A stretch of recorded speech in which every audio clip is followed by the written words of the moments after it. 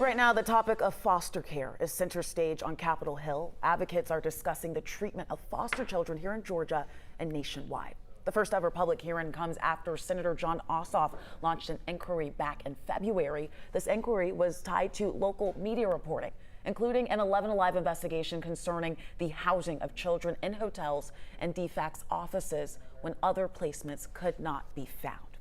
11 Alive's Brittany Kleinpeter has been watching this meeting for us. So, Brittany, what are you hearing from advocates and leaders today?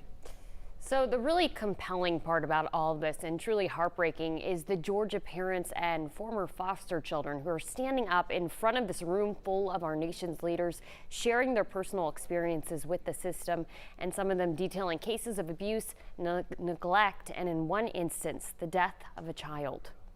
The woman who killed my daughter is now serving a life sentence without parole. Emotions ran high on Capitol Hill as stories exposing flaws within the foster childcare system were shared. This Georgia mother says her daughter died after DFAC's placed her with the child's father and his girlfriend, despite her pleas that it was an unsafe home. It took years to expose the problems that led to the preventable death of my child.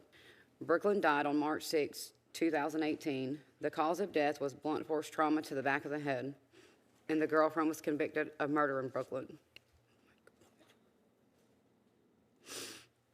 They snapped me into walls and put my arms into locks. They would wrap their legs around me so I couldn't move. Monet Houston, who spent her entire life in Georgia's foster care system, described her 18 years of treatment like a prison sentence.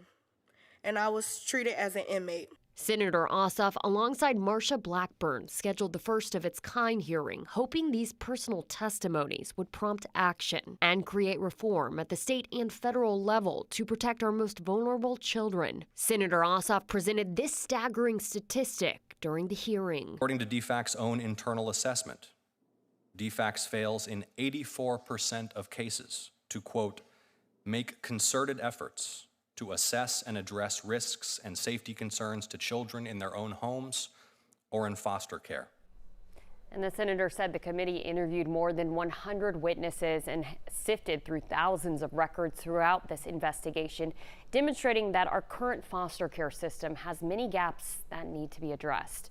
Ahead at 6, I'll have more reaction from a Georgia foster child care advocate who says this testimony is desperately needed. Guys.